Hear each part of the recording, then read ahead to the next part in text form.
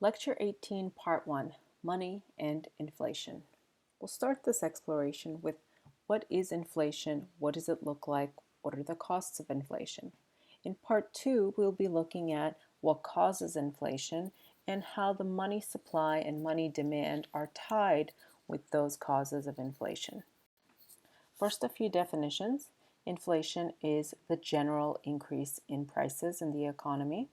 Again, just understand that some prices may go up and some prices may go down, but this is on average an increase in the price level. Deflation is a decrease in the level of prices. Hyperinflation is unusually rapid inflation, and in extreme cases, this can lead to a breakdown of a nation's monetary system.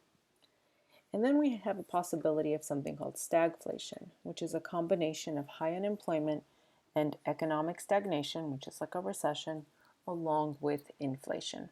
The four causes of inflation. Demand pull inflation. This typically happens when consumers have a lot of money and they're trying to buy goods, but there just isn't enough goods to go around, so prices rise as a mechanism for allocation.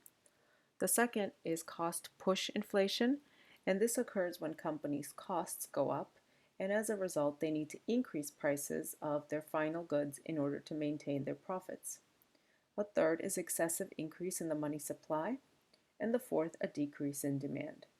The third and fourth, we will be looking at those effects in part 2 of this lecture. Demand pull inflation. This is when production cannot keep up with consumer demand and higher prices quickly follow. Again, there's 4 avenues for this to occur, which you guys can read in detail. First, household spending increases. Second, business spending increases. Third, government spending increases. And also foreign investment increases. These are the 4 criteria. What you'll notice in this 4 criteria is that this is exactly equal to our GDP equation. So when we have Y, this is our GDP or our income, C is household spending, plus I, business spending, plus G, government spending, plus NX, which is the purchase and or sale to foreign markets. The causes of cost push inflation. This happens when basically any of the principal factors of production costs rise. So whether it's labor, capital, land, or entrepreneurial ability, when those prices rise, that will cause general prices in the economy to rise.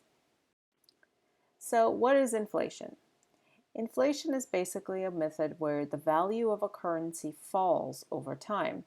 And here you can see a dollar, say a $20 bill in 1998 could buy you a whole cart of groceries. By 2005, it was fewer groceries, and by 2013, even less. Let's look at a little lesson on inflation from DuckTales. Uh-oh, I'm broke. I'm busted. Bubblegum! I'm sticky! Uncle Scrooge, can we have a raise in our allowance? Boys, I've told you before, if I raise your allowance, you'll grow up to have no respect for money, learn to live a wasteful life, and end up out in the street begging for a few measly coins. And then who'll take care of you? Oh, I will. I'll be out there too. You boys have to learn that you can never get something for nothing. $1 on condition that you go away and never help me clean again. It's a Teamster's Day Dinner! Yanks, do you see what I see? Yeah, but I see 2 of them. You boys have stumbled upon my latest invention, the multiphonic duplicator. The what's a duplicate, is it? Is it some kind of plant grower? Oh, no, it's a machine that can duplicate anything. Anything? Will it work on this? Sure, watch. Wow, now that's what I call a double your money back guarantee. Let her rip. I can't believe that crackpot finally hit the jackpot. Do you mind if I borrow this doohickey for a little while? Okay, but be real careful with it. Oh, I'll treat it like it was worth $1 million. Abracadabra! Eat your heart out, Ducky. Boggle me money bin. Amazing, huh? little baby of gyros can double your whole fortune as easily as this change purse. That's exactly what I'm afraid of. Say what? Easy money. I didn't trust any dollar I haven't earned. But Mr. McDuck... Interesting phenomenon. It seems the sound waves of any bell causes the duplicates to duplicate. Austin spending it. Oh, no. Don't tell me you boys have been spending duplicated money. Sure. What's wrong with that? If it keeps duplicating, it could ruin the economy. How do you figure? Yeah. What's wrong with having lots of money? You do. Don't you see? If everyone has it, it loses value. Prices will go up, then everyone will have to have more and more money. It'll be chaos. Don't worry, Mr. McDuck. I'm sure there's still time to collect all the funny money before it really spreads. But don't quote me on that. Extra, cash, avalanche, berries, duckburg. Prices going haywire. Read all about it. Only $200 an issue. Extra. Wipe your shoes, kids. I don't want you bringing more money in the house again. That'll be $5,000. $10,000, please. Exact change only. Two cavities. That'll be $40,000 per filling. Well, at least some prices haven't gone up.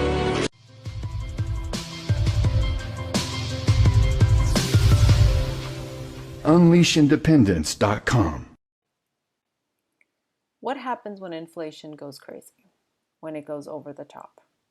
When you have periods of very high inflation, you basically, as an estimation, we could say inflation rates of over 50%.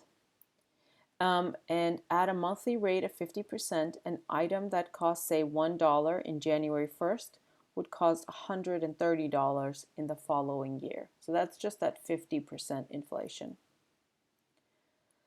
Hyperinflation is basically and largely a 20th century phenomenon.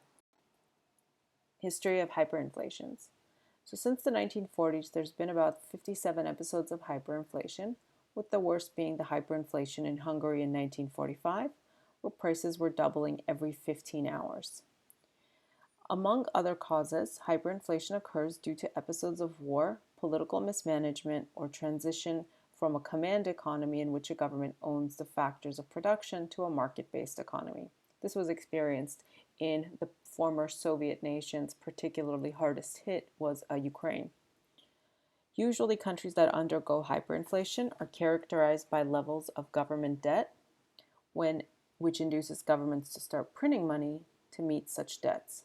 As a result, the value of the currency decreases and a spiral effect takes hold, resulting in lost credibility on the currency and demands for higher wages, triggering higher inflation. This is a series of countries with hyperinflation from the period between 1967 and 2011. And you can see one of the countries that suffered one of the longest periods of hyperinflation was Brazil, whose hyperinflation went from 1967 to about 1994. Then we can see Bulgaria. Zimbabwe was another interesting time period, and North Korea, which was a recent one. What's missing on this chart is, it came later, Venezuela is what we'll be looking at a little bit more detail. But first, let's look at the hyperinflation period in Zimbabwe between March 2007 and November 2008. The daily rate of inflation was 98%, so prices doubled roughly every 25 hours. So Zimbabwe's hyperinflation was preceded by a long and grinding decline in economic output that followed Robert Mugabe's land reforms in 2000 and 2001. This led to a 50% collapse in output over the next 9 years. Some of these socialist reforms and costly involvement in Congo's civil war led to the outsized government budget deficits. And at the same time, what we were seeing is the Zimbabwe population was declining as people fled the country. So let's think about this. Increasing costs, decreasing tax revenues. All in all, we're seeing massive budget deficits as a result. And so in order to deal with this fiscal deficit, what the government did is basically monetized it by printing lots and lots of money. Let's look at this with an extreme example. So hyperinflation in toilet paper. How bad is inflation in Zimbabwe? Let's consider this. At a supermarket, near at the center of the capital, toilet paper was 417 Zimbabwe dollars. This is not per roll. 417 Zimbabwe dollars is the value of a single 2-ply sheet. A roll cost 145,750 Zimbabwe dollars, and in American currency, that's about 69 cents. And of course, it generated signs like this in public toilets that basically said you couldn't use Zim dollars in the toilet. This shows us a series of exchange rates between the Zimbabwe currency and the US dollar. So in August 2007, 1 US dollar would get you 245 Zimbabwe dollars. In July 2008, 1 US dollar would get you roughly 26 billion Zimbabwe dollars. Okay, and then you can see after that point there was a reduction, because what happened is the economy actually started to dollarize, meaning that they started to use US dollars as their form of currency to stop the hyperinflation. So Zimbabwe used to have the Zimbabwe dollar, but during the period of hyperinflation, the country found itself printing billion-dollar and even trillion-dollar bills. The biggest bill was $100 trillion. Okay, so this is an actual bill. I actually have a few of these. They're basically tourist gifts to some extent. This was a sign of protesters in Zimbabwe saying they were starving billionaires. Now let's move to South America. Continuing with Venezuela's most recent episode of hyperinflation, the inflation has been the largest in the world for the past 3 years. Now, Venezuela's annual inflation rate is charted here from August 2017 all the way to May 2018. And you can see on May 31st, 2018, the annual inflation rate was 27,000% per year. So what caused these? So there was both political and economic reasons for the rapid inflation. On the political front, food shortages, medicine shortages, electricity shortages, and other necessities were causing riots and political instability. On the economic part, the drop in oil prices had an implied significant reduction in Venezuela's revenues from oil exports. Now, you can think back, and Venezuela is a very rich, oil-rich country and had predominantly relied on oil exports in order to basically maintain their economy. And when oil prices collapsed, that affected them in a really, really negative way. We can think of the natural resource curse we discussed in our previous lecture. So as a result of these events, the market value of the currency becomes worthless, which creates difficulties for Venezuela's government to service its foreign debt. And this translated to inflation because they started to print money to pay for their foreign debts. Have a look at these images. These stacks of money are the amount of Venezuelan bolivar that would be required to buy the stack of goods, right? Or these everyday goods. So to buy chicken, you'd need all this money. To buy 1 roll of toilet paper, you'd need all of this money. And if you think these stacks are impressive, just think about the fact that probably the largest of these stacks of money is equivalent to about 60 cents in US dollars at the maximum. So imagine carrying around loads and loads of money to be able to buy 1 roll of toilet paper. The next video is going to kind of look at the everyday struggles of regular people in Venezuela during the period of hyperinflation. It's a crisis politicians around the world argue about, but one that is felt by ordinary people. So let's leave behind presidents, parliaments, and take you to the supermarket shelves. We've been speaking to Alvaro. He's been speaking to Shauna here on our Cube team. He lives in Venezuela, and he sent us some messages on Twitter. He took us shopping, in effect, showing us the items on the shelf. This is milk powder. Now, if you want to buy that in Venezuela, you'd be paying 19,995 bolivar, that is the currency there. Or say you wanted some vinegar, a household item many of us use. Look at the cost here, 8,723. This is what hyperinflation looks like. Let's move along a little bit, take you to maybe a supermarket shelf that has sea salt on it. You want some sea salt? 2,635 bolivar. What about rice? We all, many of us, use rice and don't think much of it. If you want that, in Venezuela, 3,520 bolivar. These numbers really hard to put into context. So let me try by comparing it to the US dollar. These are two items that Alvaro actually purchased. One was an onion. It cost him 864 bolivar. That is roughly 26 US cent. Then we have some bananas, 3 bananas, over 2,000 bolivar, only 64 cents in US dollars. Now, when converting his salary, he is a university professor. He earns $11, just over $11 every single month. When you think the cost of these basic items is nearing $1 each one, you can see how these basic items start biting into people's earnings. I want to just introduce you to someone else as well, Inti. He lives in Venezuela, has an 8-year-old child, speaking to us again in the Cube.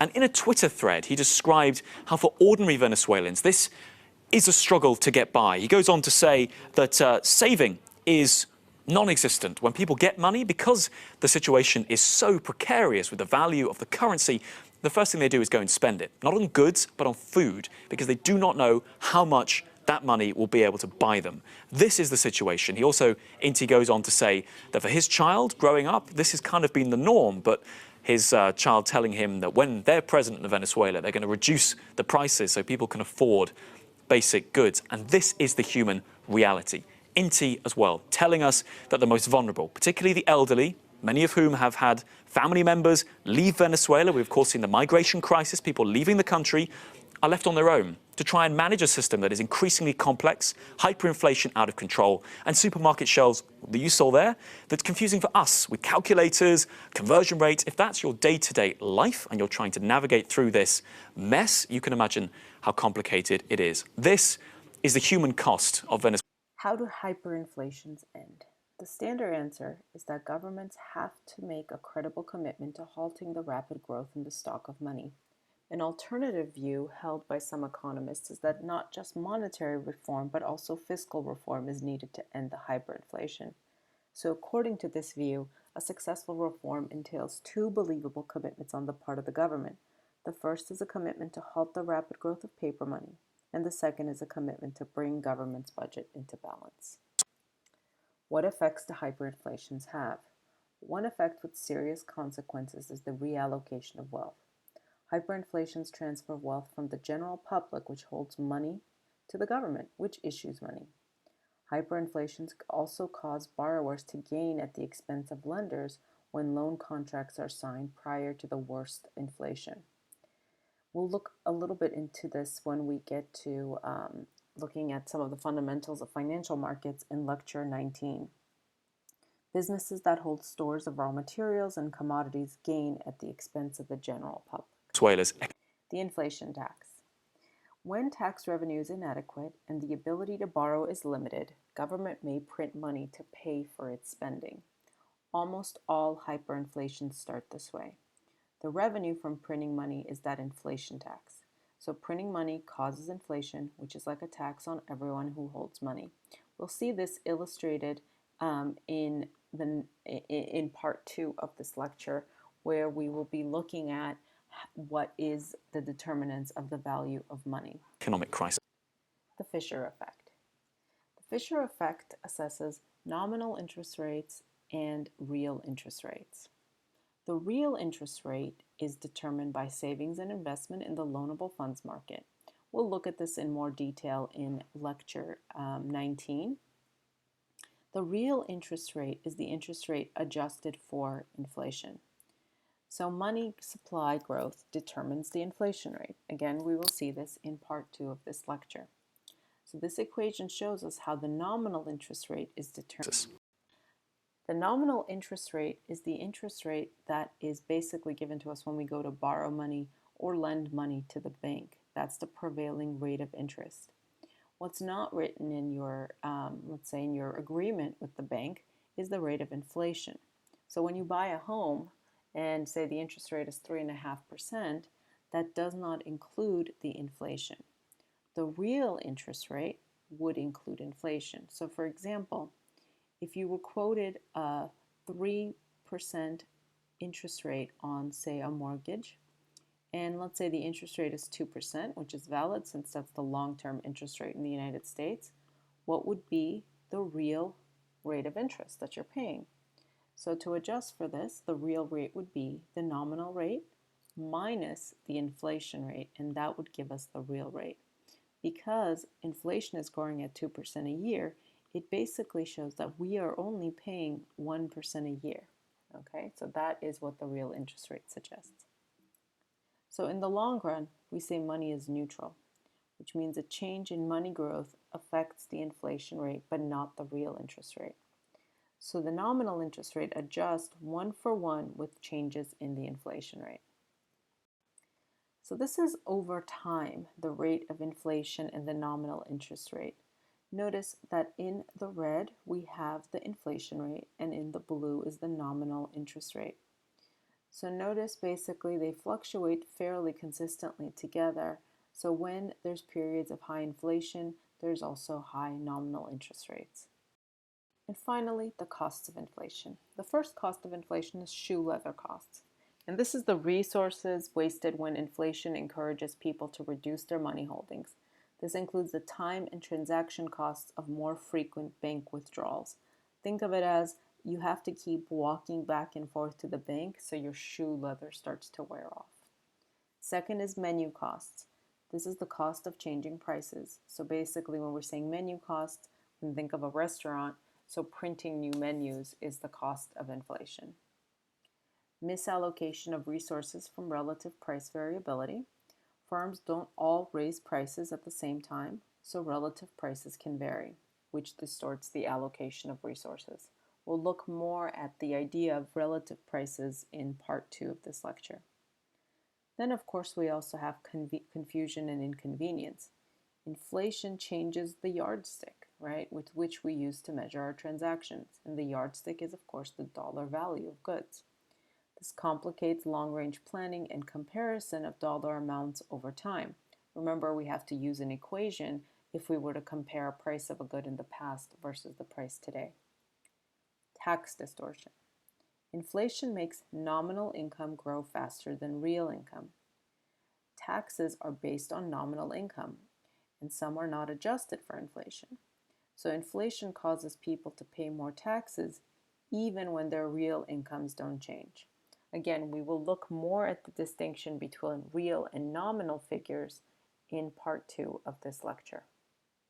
Please go on to part 2.